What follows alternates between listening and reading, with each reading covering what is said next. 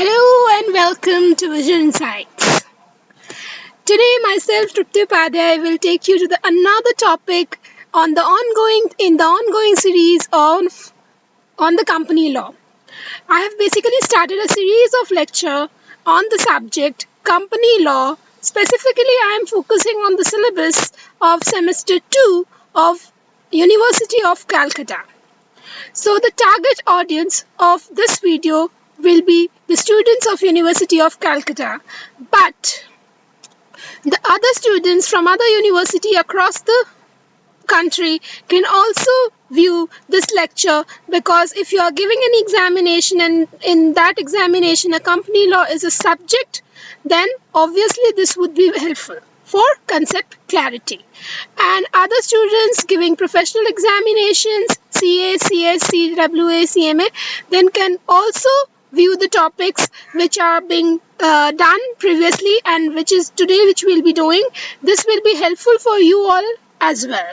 And the students who are, whether you are giving the examination which are academic examination, professional examination or the competitive examination, can view the lectures available in the channel, because this subject is dynamic subject, it changes frequently, and obviously you should have a concept clarity of various sections and provisions laid down inside the law. Right? Thereafter, you can obviously practice MCQ questions and can do well in the exams. So let's today start a new topic of our lecture series. If you have previously not watched any of the lecture of mine, then it's all available in the channel, that is Vision Insights. Go there and view in the playlist. All the previous videos are available. For your information, I've started the directors and I'm about to complete the topic of directors. Okay, so you can view all the previous videos in the channel before, and then you can view this video, or after viewing this video you can go back to the channel and watch other videos as well. Hopefully you like my videos, and if you like my videos, please kindly comment and give your suggestions for further improvement. Before starting our lecture for today, let's first find out few books. These are the few books, I would say standard books, which are available for practice and for learning. This is not the all exhaustive list. You can still include many material, whether available offline, online, and go and learn. Fine. This is the website of Ministry of Corporate Affairs. You want to access the ebook available on the site, that is ebook on Companies Act 2013, wherein the changes happens on real time basis. Then obviously you should go through this website and the ebook. This the way the ebook looks like. Fine. Today's topic is liabilities of directors. Basically, students, I have divided this topic among the 3 lectures. So you have to watch 3 lectures one by one. So today is lecture 1 on the liabilities of directors. Before starting the topic, I would like to tell you one thing which I have observed, and this is an honest review which I want to share with you. So this is an honest review from my side. So I would request all the authors, all the people that please don't get offended, but this is my honest review which I want to make to the students, because being a teacher, I cannot lie to my students, which I find true to me. I would have to communicate to them. Students, listen, this message is very, very important. Before starting this topic, I have gone through many books. These are the standard books which we have seen in the earlier slides, and also the other books. I have found this topic little bit not fully covered properly. Okay, so I cannot, for this lecture I had to search a lot. I have made a little more research, and obviously this topic is explained by me. So I would say that rather than referring to the books or any other source, please, I would say that please completely rely on these notes. which I have made myself only with the help of some online sources. I would like to quote mondak.com. Thank you so much for your articles, because in these kind of websites and these kind of online sources, many professionals like us, that is CACS and cost accountant people, write the articles. All the professional groups, so where you can get a more authentic material and more relevant material, I would say, rather than the outdated material, sometimes not updated in the offline mode. Fine. So I would request my students to kindly bear with me with this lecture. This lecture is little bit, I would say, more technical, because there are no technical terms are much to explain, but where there will be explanation is required, I'll give you. But there is more thing that more concentration is required, because we are dealing with some figures and some penalties. So that's why it's important to you, important that you go through the entire video. Please don't skip the video from anywhere, because if you skip the video, you will might miss one or two provision, and that provision might come as an MCQ question in your paper. Okay. And these are all the limits are there, all the figures are there, so you have to remember these figures, right? This lecture is really important, students, for academic purpose, but I would say that academically, yeah, it is very, very important. But I would say that more than academic purpose, it is more and more relevant for our professional purpose as well. So when you go into practice, or when you go being employed as a company secretary in any of the organizations, any of the companies, first of all, your directors will ask, if I don't follow this rule or this provision, what will happen? So the answer is, what is the liability of the director, or what is the liability of the company? So these liabilities should be in your should be at your fingertips. So you have to learn them. Whether you like the figures, whether you like the numbers, whether you forget it, okay, we will revise multiple times. You can go through my videos 100 times, more than 100 times, to remember the limits. And all the limits are updated, so don't worry about it. So if you are following any offline material, please don't follow the offline material for at least this topic. And this topic, 1 or 2 questions I have found that it comes in the CU examinations.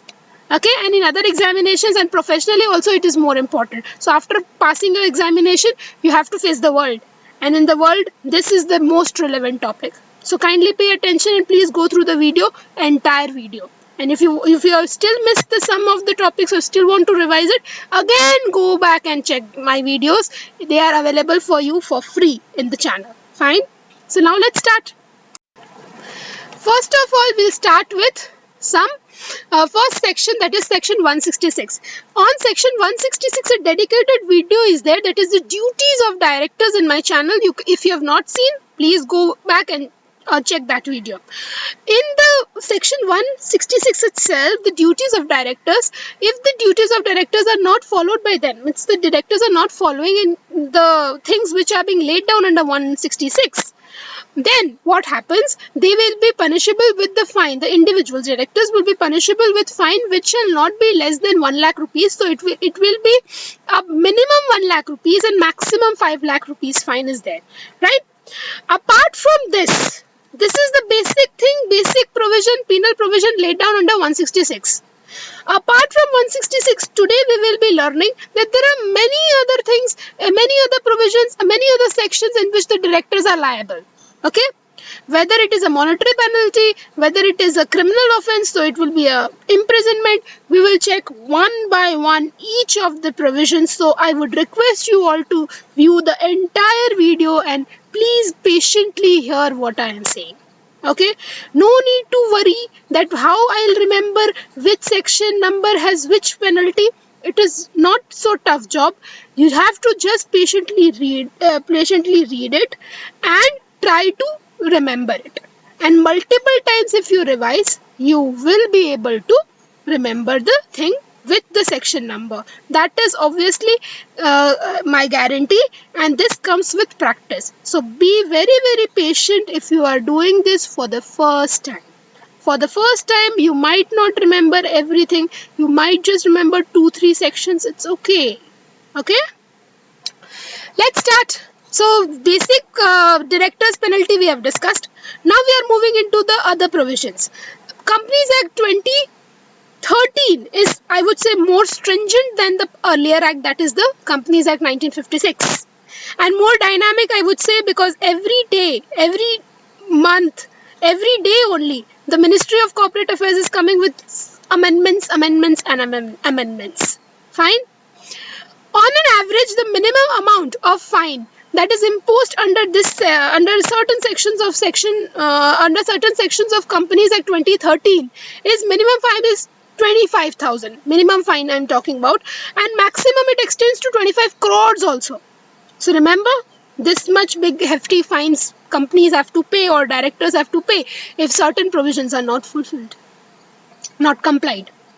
Let's first discuss few contraventions where the penalties are 1 crore or more. So we are going with the maximum penalties, okay? Big penalties.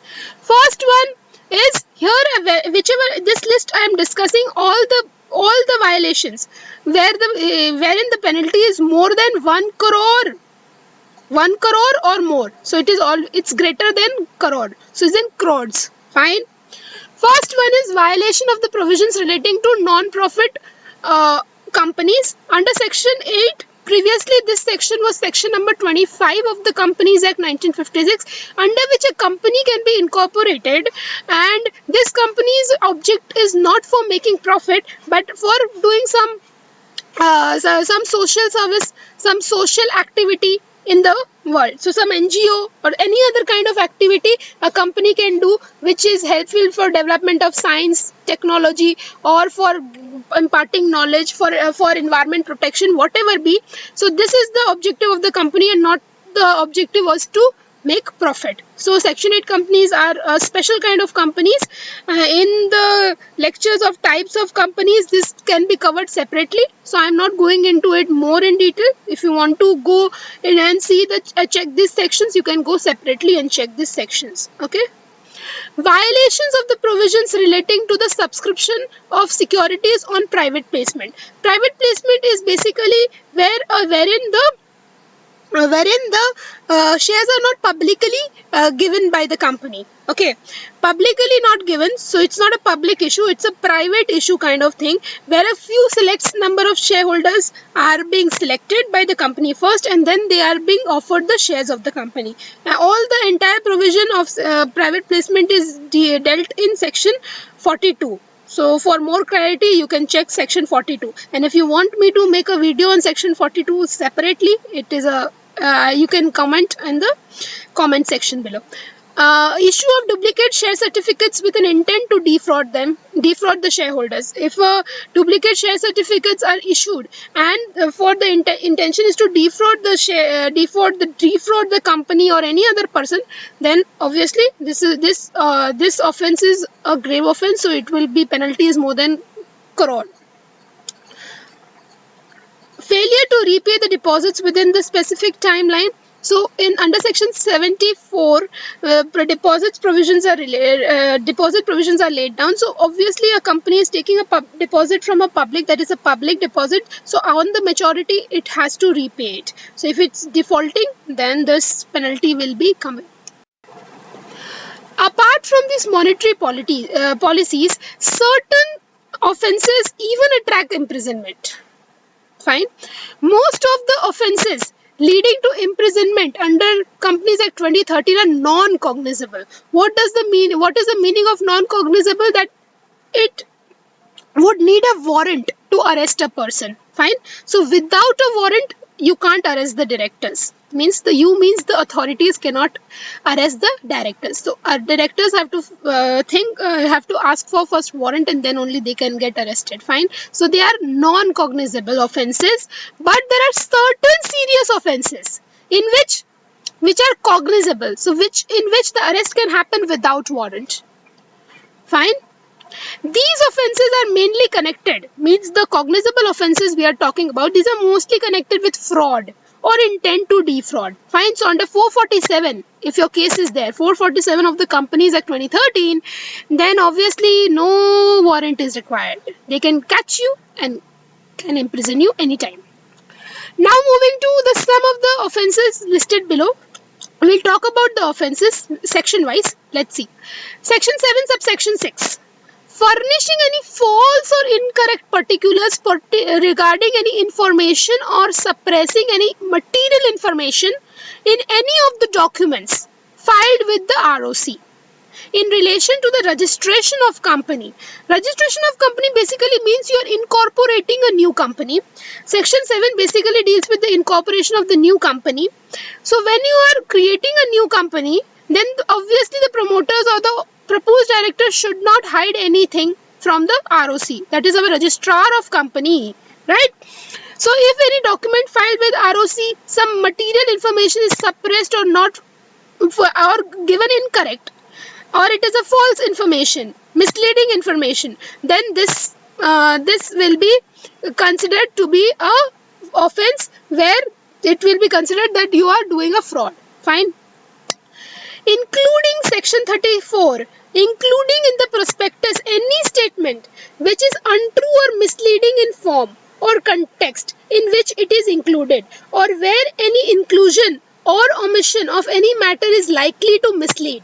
So prospectus basically is a document wherein the company writes its objects and also writes that what actually the company intends to do with the funds, which company will be company requests the public at large to subscribe the shares, and the funds the company, whatever the company collects, what intent company has, how the company wants to utilize the funds, and how the returns will be given to the shareholders. So this is basically the prospectus contains. Prospectus is a document which is also being filed with the stock exchanges, and SEBI guidelines are also there with regard to prospectus, right? So in the prospectus, if any untrue statement or misleading statement has been included, right, then obviously the directors are considered that they have done a fraud. Section 36, fraudulently inducing person to invest the money. So directors or any other person of the company linked with the company is convincing any people at large, people at large that fraudulently, that to invest in this company, you invest in this company today, next year you will get a return which is doubled the money which you have invested. So how you will do it? You have not said anything, and you are trying to defraud people and trying to just take away the money, and then you will run away. So this is not allowed. 66.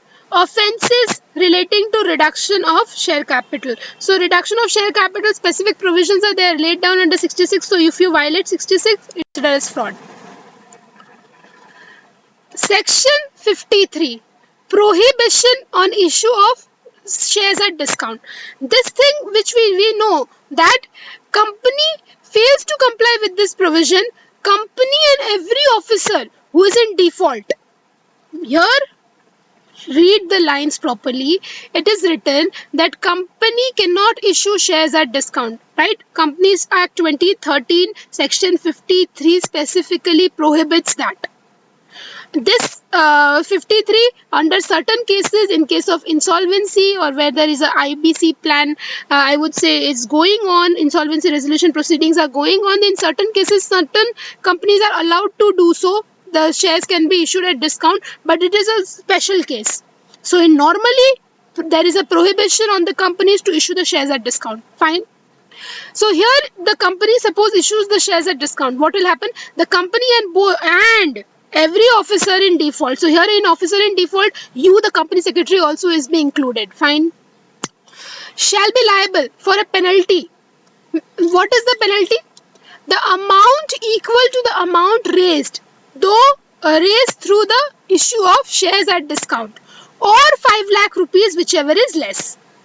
And the company shall be liable to refund all the money received with interest at the rate of 12% per annum from the date of issue of such shares to the persons to whom such shares have been issued. Fine. Section 58 subsection 6. Refusal of registration to transfer after order of tribunal. Suppose the tribunal has passed an order that this shares belongs to Mr. A. So Mr. A has transferred it to Mr. B. So now the company has to register this transfer in its books of accounts. So after the order of tribunal is being passed, then also the transfer is not done. Then what will happen?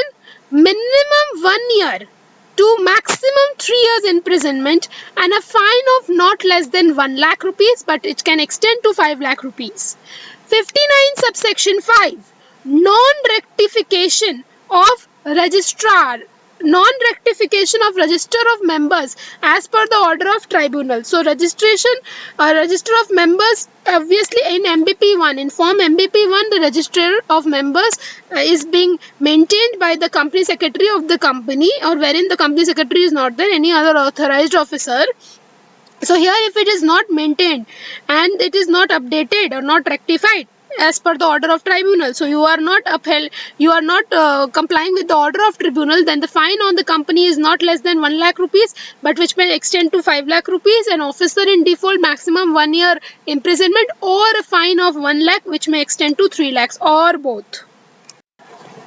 Section 68 subsection 11, power of the company to purchase its own securities. Here a fine on the company not less than 1 lakh, but which may extend to 3 lakhs. Officer in default, maximum imprisonment of 3 years, or fine not less than 1 lakh, which may extend to 3 lakh rupees. So minimum 1 lakh, maximum 3 lakh fine, or maximum imprisonment of 3 years, or both. Regarding debentures, section 71, subsection 11, officer in default, maximum imprisonment of 3 years, or fine not less than 2 lakh but extend to 5 lakh. So 2 lakh to 5 lakh is the fine for debentures.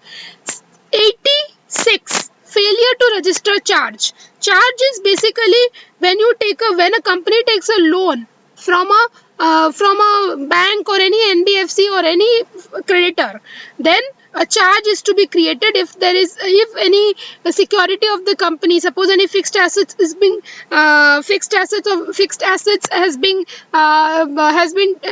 a security is being kept, then you will also write which security is there and how the charge was secured. So for all charge which are secured charges, you have to register the charges within a specific time, within 30 days of creation of charge, in form number CHG1, and for debentures it is CHG9. Fine. So registration of charge is very, very important, and if the charge is not registered, what is the fine the company has to face? 1 lakh rupees, but which may extend to 10 lakh rupees. Fine, minimum 1 lakh, maximum 10 lakh rupees. Officer in default, maximum imprisonment is 6 months, or fine which is minimum 25,000, maximum 1 lakh, or both. Fine. Charge is a very serious issue, people. If you want me to make a separate video on charge, please kindly comment. Section 92, subsection 5. Here it talks about the annual return. If the company does not file annual return within 60 days from the date of AGM, AGM's last date is 30th of September of each year. AGM should be held by all the companies registered under this act. So if the company does not held AGM, or AGM is postponed, it's a separate matter. But if AGM is held, suppose within 30th of September, then within 60 days from the date of AGM, annual return in form number MGT7 need to be filed with ROC. Fine. If the company doesn't do it, company and every officer in default shall be liable for rupees 50,000 penalty. And if it is a continuously your failure is there, then rupees 100 per day, during which the failure continues, subject to maximum of 5 lakh rupees. Fine. Section 118, subsection 12. If a person is found guilty of tampering with the minutes of the proceedings of general meeting, board meeting, or any other meetings and resolution passed by postal ballot, he shall be punishable with an imprisonment for a term which may extend to 2 years, and with fine which shall be not less than 25,000, but which may extend to 1 lakh rupees. So imprisonment is for a term of 2 years, and the fine is 25,000 to 1 lakh rupees. Fine, for tampering the minutes of the proceedings of any of the meetings or the resolutions passed by postal ballot. Minutes are the recording of the meetings. Fine. Section 128, subsection 6. Failure to keep the books of accounts. If the managing director or the whole-time director in charge of finance, so basically we are talking about the finance director, who is a whole-time director, or the CEO or any other person of the company in charge by the board, who has been given the charge by the board or duty to comply with the provisions of this section, that is 128, contravenes with the provisions of 128, then officer in default, these are all officers in default which have been given, the MD, WTD, who is a finance director, CFO, officer in default shall be, I have not written company secretary over here, but company secretary is a KMP, so obviously company secretary is also liable. Okay.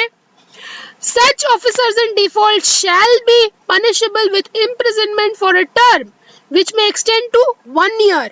So imprisonment is 1 year or with a fine, maximum 50,000, minimum 50,000, maximum 5 lakh, or with both. So very serious. Last three sections which we have discussed are very serious offences and very important sections. Okay, so these are three sections which emphasis should be there, so you should remember them first. Section 185, subsection 2, loan to directors in contravention. If you contravene with this section 185, a fine on the company not less than 5 lakh, but which may extend to 25 lakhs. This is a company fine. Then the officer in default, maximum imprisonment is 6 months and fine is 25 lakh to 25 lakh or both. And the director or the other person to whom any loan was advanced or guarantee or security is given or provided in connection with any loan taken by him or any other person shall be punishable with a maximum imprisonment of 6 months or fine of 5 lakh or maximum is 25 lakh or both. 185 is really very important section. So if you want more clarity on this, please kindly comment in the comment section to make a separate video on this topic. 186. Loan and investment by a company. The company shall be punishable with a fine which shall not be less than rupees 25,000 but which may extend to 5 lakh rupees. So 25,000 to 5 lakh for company, and every officer in default, the imprisonment is for a term which may extend to 2 years, maximum 2 years imprisonment, and with fine minimum 25,000 to maximum 1 lakh rupees fine is there. 187 subsection 4, investment held in the name of the company. Company shall be punishable with fine which shall not be less than 25,000 rupees but which may extend to 25 lakhs. And every officer in default shall be punishable with imprisonment for a term which may extend to 6 months, so maximum 6 months, or with fine which shall not be less than 25,000 but which may extend to 1 lakh or both.